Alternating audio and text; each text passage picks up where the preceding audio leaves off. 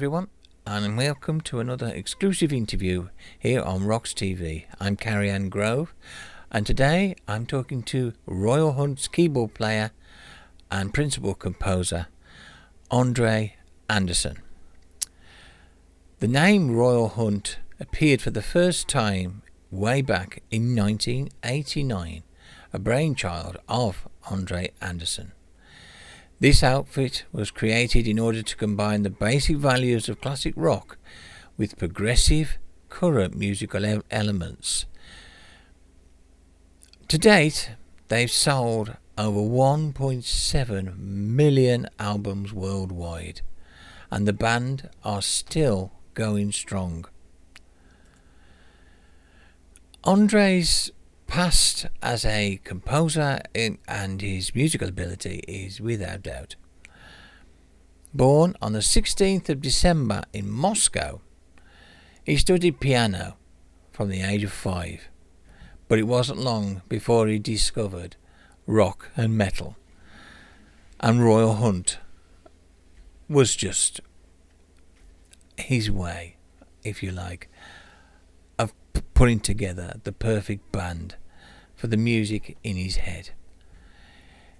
The band are all exemplary musicians, and over the years they have produced 15 superb albums, including Paradox, which has long been regarded as one of their finest works. Album number 16 is called Dystopia Part 2 and has recently been released. As its name suggests, it is a follow-up to the previous album from 2020 called Dystopia Part 1.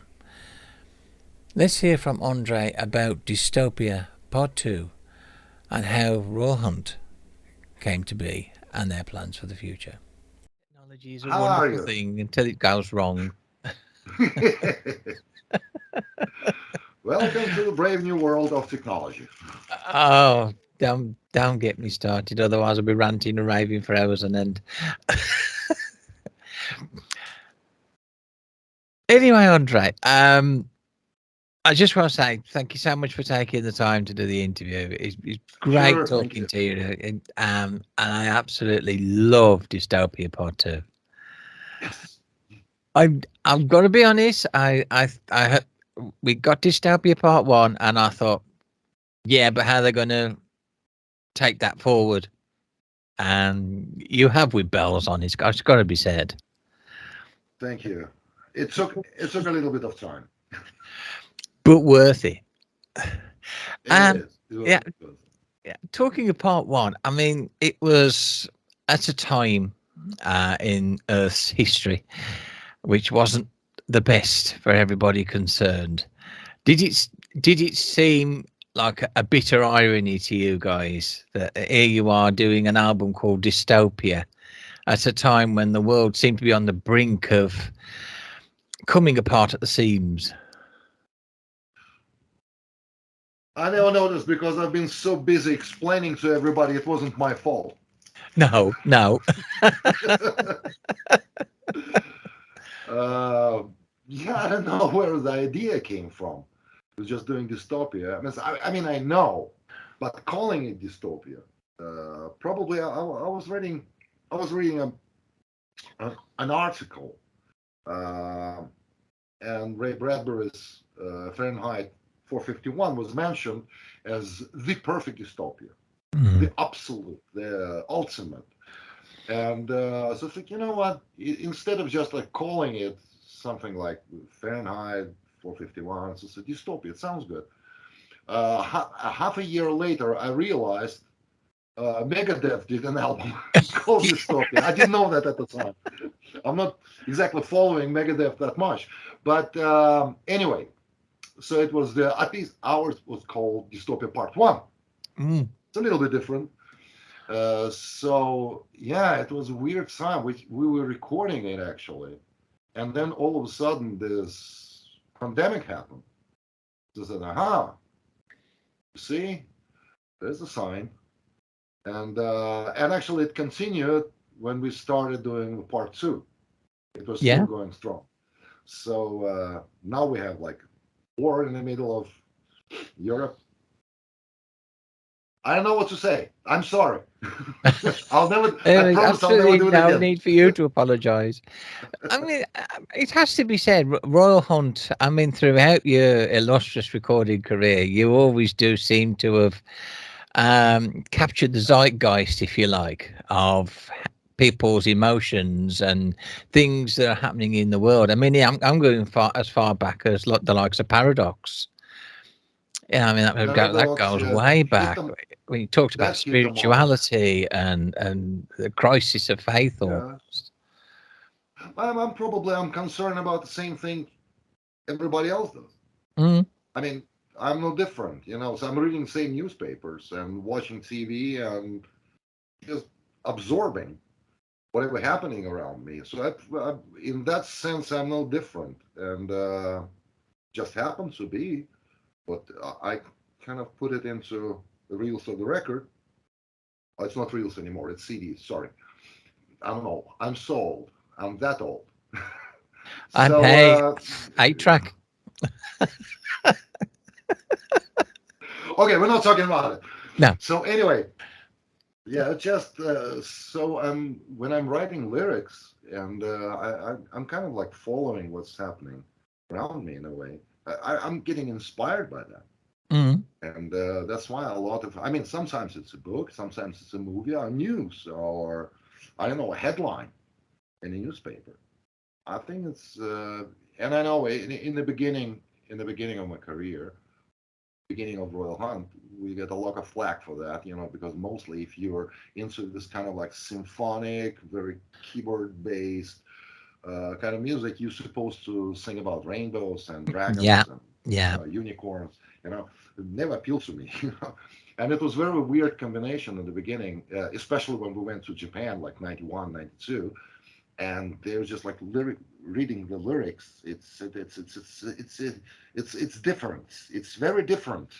So yeah, probably, you know. So we have like, yeah, you know, uh, what can you do?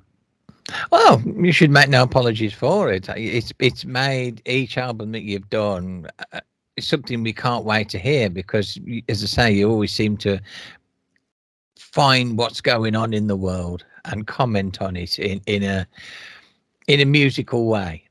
Um, some I'm might very say, curious. Yeah, yeah. yeah. I'm curious. Mm, So I'm interested in different things, you know. So yeah, it come at least it comes naturally. It's not like I'm thinking about it. no, no. So it just happens. And talking of music, I mean, you are a multi instrumentalist. Your musical abilities are unquestionable. Um, you're Like predominantly a a pleasure. keyboard player, but and I know that you're more than comfortable playing a wide range of instruments. Did you find that your classical training at a young age stood you in good stead for what was to come with Royal Hunt? Oh, so absolutely, yeah. And understanding of basics of how instruments work, basically the harmonies, the basic stuff. And yeah, I'm not great on guitars and bass. I mean, the guys I'm playing with, I mean, they so much better than me. But it gives me an understanding of how to kind of like look at the production on the song from their perspective. So Absolutely. I can communicate better. I can play it instead of just like you know showing on fingers and singing it. So it's easier for me that way, and so we have great communication. I do play as a much less nowadays, but previously I did play quite a bit of guitar on our albums because sometimes if you have some kind of a weird idea in mind, it's just easier to play it instead of just like sitting with the guitar player trying to explain what you mean and this kind of weird sound and whatever. Um, so yeah, but yeah, basic training, yeah, it was a great thing for me because you can see the entire spectrum of all the instruments where each of them placed in a way. Absolutely. And a little bit of practice, you know. So because I was actually In my teens, I was in a band, and they didn't need a keyboard player, so I became a guitar player. You do what you got to do. Yeah, of course, to get into the band, they were very Mhm. popular, among girls. So I said, you know what? I can get a guitar. So I practiced for a few weeks. They're playing very simple music, but still, as I can figure it out. And I was there, in the front line, waving my hair, not as long back then, but still. And I played bass with bands, and I didn't master drums, fortunately. And our drummer is just like, thanks God, otherwise I'll be all over him. But yeah, Di- Who would you say you were influenced the most from the classical era? I mean, uh, after I studied classical, which I hated every single day of it. Oh, I I started when I apologize was for bringing it 5. up then. Jesus. Yeah, day in, day out. Everybody was outside playing football or hockey, whatever it is, and I was just like practicing. So I hated that. But anyway, I think I was about 12, 13 or something. And a friend of mine, he came to the album. It was the first rock album I ever heard. It was Deep Purple in rock.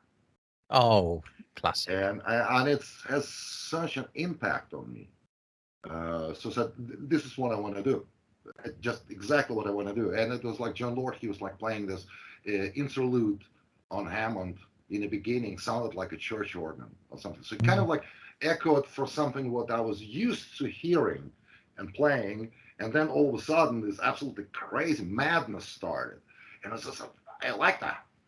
And I've heard some pop rock music before that. I heard some Beatles songs. I heard some Rolling Stones. Never had the same impact. I like that, Mm. but it's never generated this wish to play that. And all of a sudden, so I must say John Lord in the beginning, and then obviously I picked on all British guys, Rick Wakeman, of course, Mm. and Keith Emerson, and it was the basic of it. Ken Hansley from Uriah Heep, and that was the basic. I wanted to be like them. Actually, one of the reasons why I decided to continue playing keyboards exactly.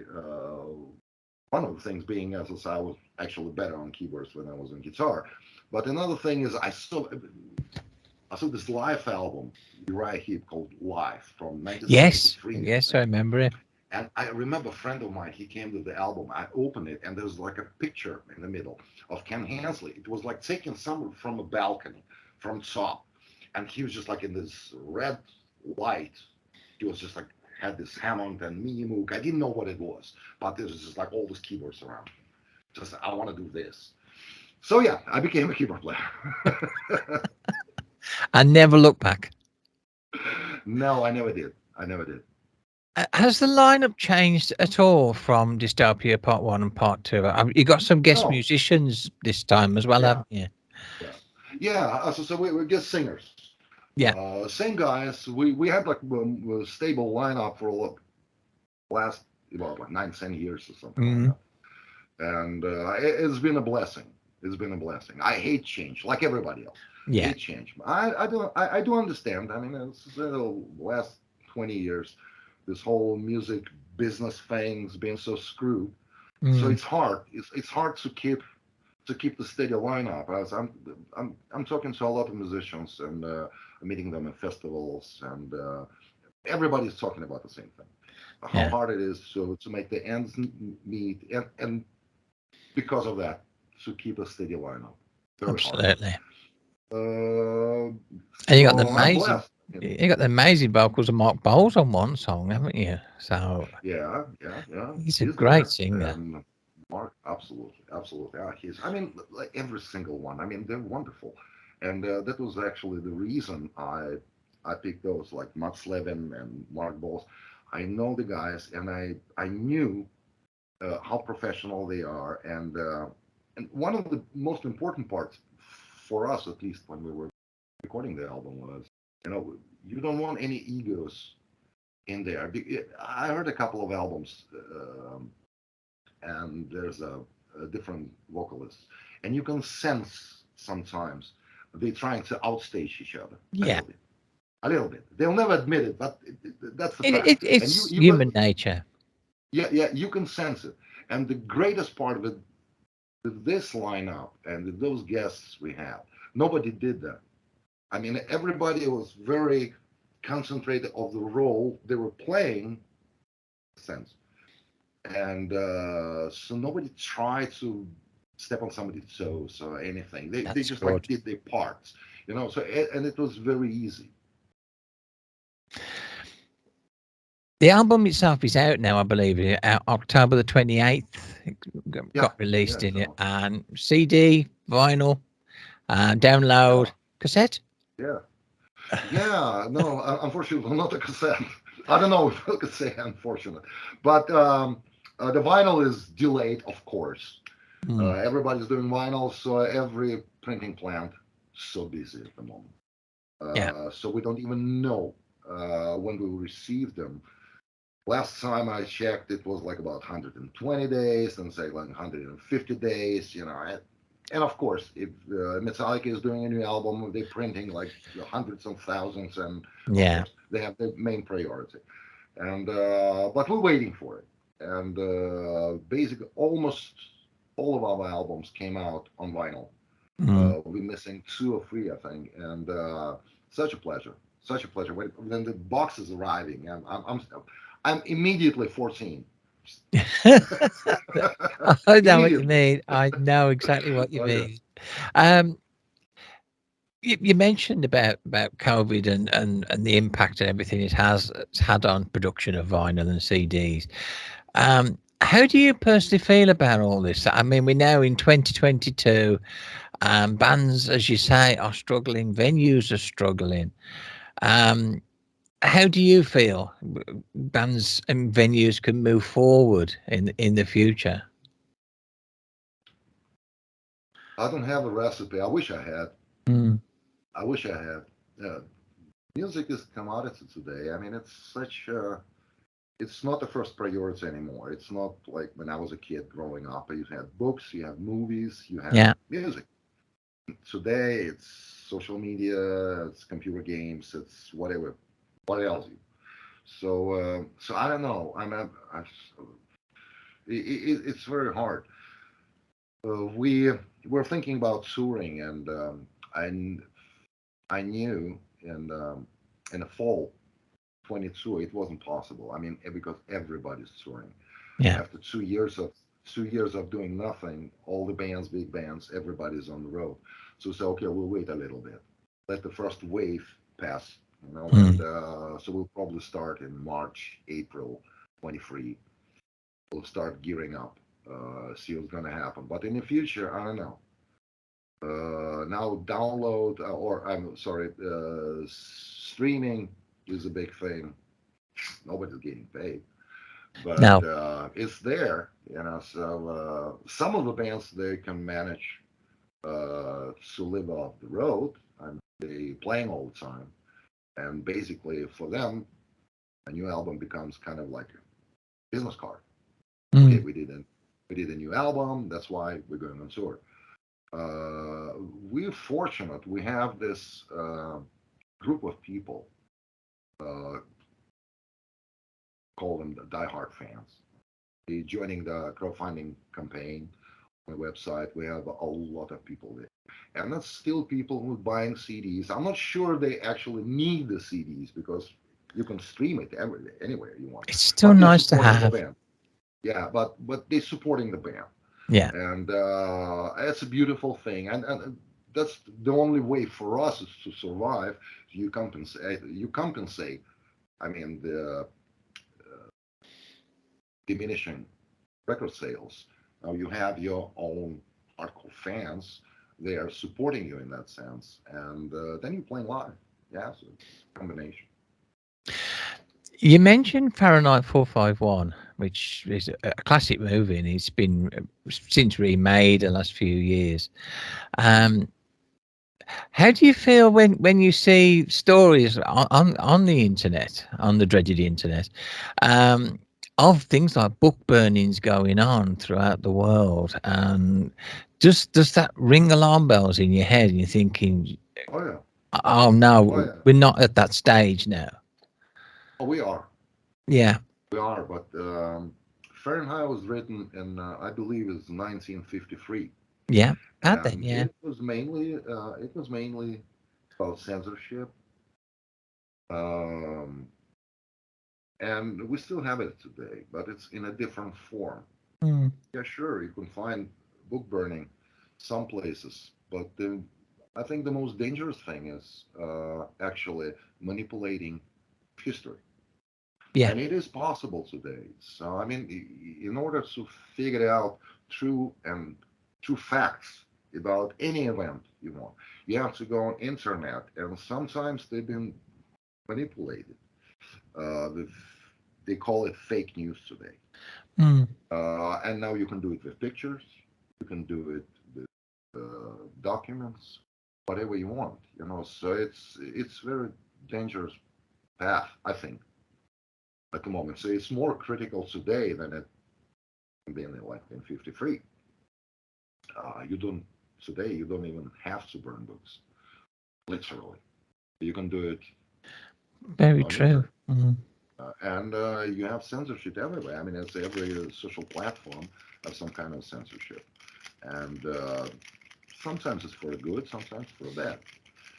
It depends, you know. So I think Fahrenheit is very, very relevant, especially today. Absolutely. What would you say is your favorite song off the new album? Which one are you most proud of? Hmm. I guess Scream of Anger, Mm. and it's the longest track, and it took so long to mix it, 14 minutes. But that's my favorite. But it changes, you know. And by the time we'll start rehearsing for a tour, it's probably will be another song, Yeah. and then probably it will be another song from another album. You know, because I've been, you know, every time I read an interview with some of my favorite musicians, and they're saying exactly the same thing every single time. It's cliche, you know. So your favorite album, that's the last one, of Mm. course. And I was laughing at it, but I understand it because you're spending so much time with that album. So yeah, of course you think it's your best one, but then in 6 months you look back, you say, nah, probably not. You know, Yeah. but at the moment, you know, it's entire album. You're jumping from one song to another. Which one is my favorite? I think it's Scream of Anger at the moment because of the melody and the structure and this long interlude of 3 minutes. The guys was like listening to it. They said, "Don't you think it's too long? Maybe we should separate them in two." So that is such a shame because they're sharing the same theme, and so we kept it as it was. And it does have that classic, like if you like, raw hunt, as you say, the It slow is, build. yeah. You know, you've established the pulse of the song, and then you build it, and then it comes to a crescendo. It's very, very raw, and just, your That's why DNA is all over it. I could never understand how people can write a 3 minute song. Mm. I mean, it's an art form because if you, I prefer to have a story to the song, some Yeah, kind of story. It can be simple, it can be complicated, but even if it's a simple one, you know, so you have just so many lines to tell the story. So I could never manage to squeeze them into 3 minutes. They're always getting longer.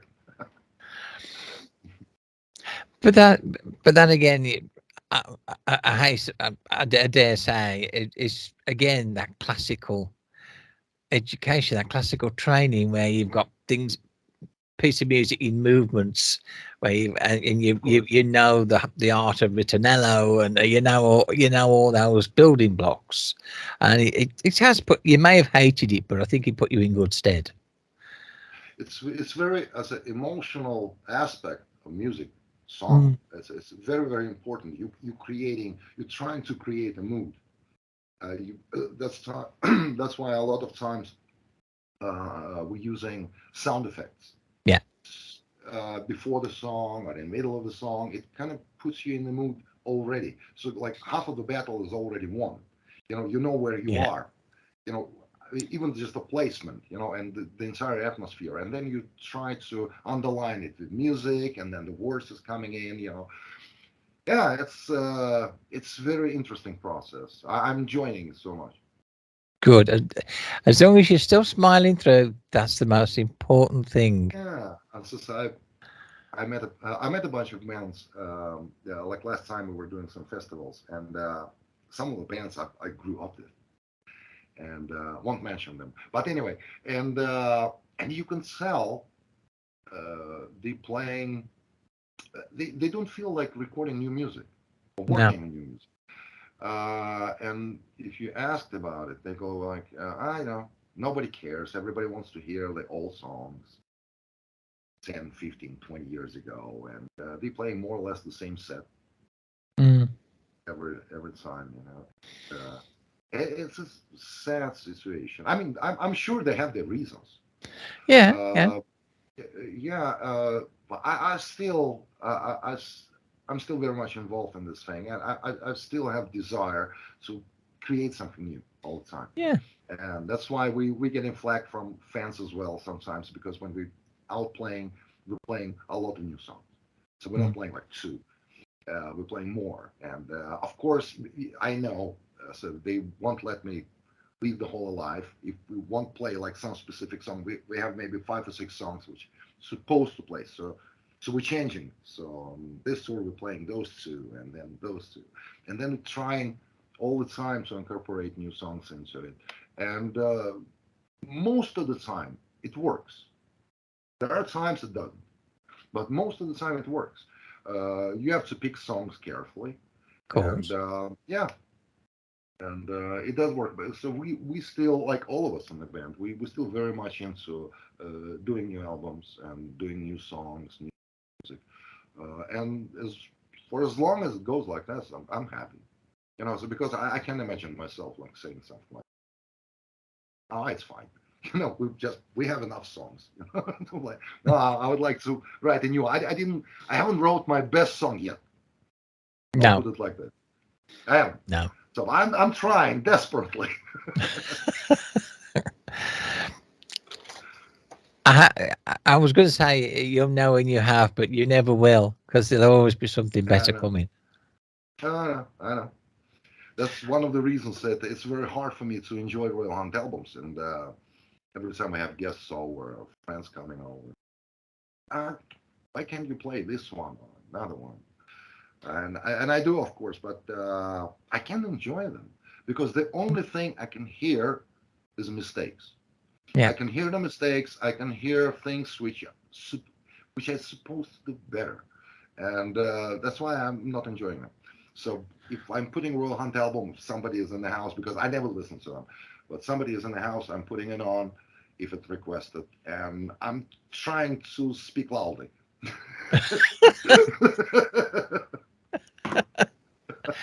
Well, as a Raw Hunt fan, I can honestly say we love all your albums. And Thank you very much. before I let you go, Andre, is there anything you'd like to say to the many, many fans out there? Oh yeah, it's kind of cliche, but still, uh, new album is out, Dystopia 2. So give it a listen, give it a couple of listens. Try to get into it. It's not like most of Royal Hunt albums. It's not something you're getting from a first listen. Mm. Give it a couple of spins, so you'll hear a lot of layers there. And another thing is if we're lucky enough and we won't have another pandemic or nuclear war or whatever else, I'll see you on the road like in March, April. Please come out, say hello. We'll try to do our best to entertain you. Fantastic. Thank you so much, Andre. Thanks for your time and good luck with the album Thank you very much. Dystopia Part 2.